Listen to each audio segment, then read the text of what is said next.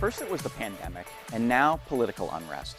With all of these unsettling events, how do we talk to our kids about what's going on when we're upset or unsure ourselves?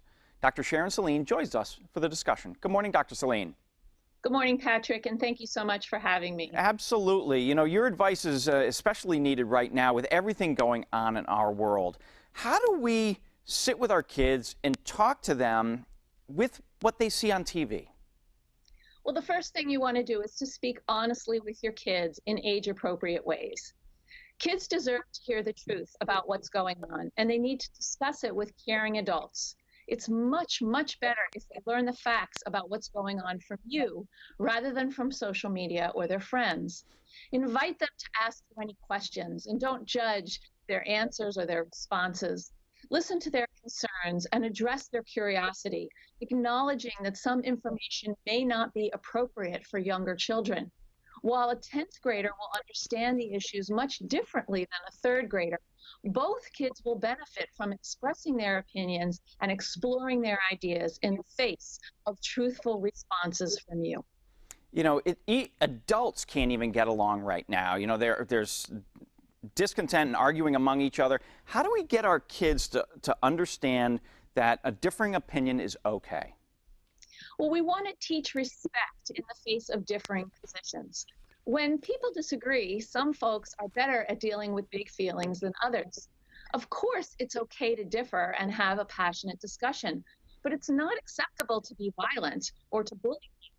You want to talk with your kids about why such actions undermine democracy. It's essential to note that certain narratives, especially those of people of color and the LGBTQ community, have repeatedly been suppressed or erased from national conversations. We want to nurture dialogue and acceptance in young people by honoring all opinions.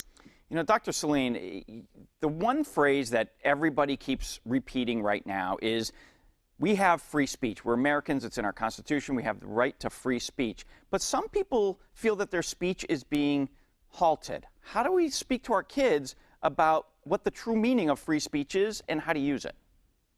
Well, we want to discuss what free speech actually means. And this may include doing a little bit of reading on your part. But, you know, Patrick, you've probably seen the bumper sticker that says dissent is patriotic.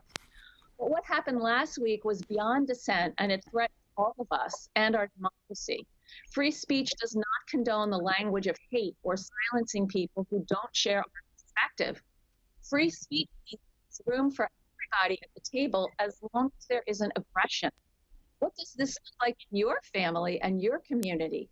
How can you be more tolerant as a family to conflicting points of view? You know, it's interesting because, you know, if you go back to the events of 9/11 in 2001 with the attacks on the United States, what's taking place right now, it seems as if these events, while they're unique, they're not unique. I mean, historically, we had Pearl Harbor, you had Vietnam, you had Nixon being impeached. So do we put these historical events into context with what's happening today? Yes, we want to connect the dots. We want to place recent events in a historical context, which will lower kids' anxiety about the dire straits of affairs that they may perceive and we may perceive ourselves. Our country has faced many other challenges over the centuries. Children and teens have learned about these volatile times in their history and social studies classes at school. How would they compare this event? What would they like to have seen? Or what would they like to see happen? What seems fair or unfair about what happened to them? Brainstorm ways to foster peace and healing as we move forward as a family, in your community, and as a nation.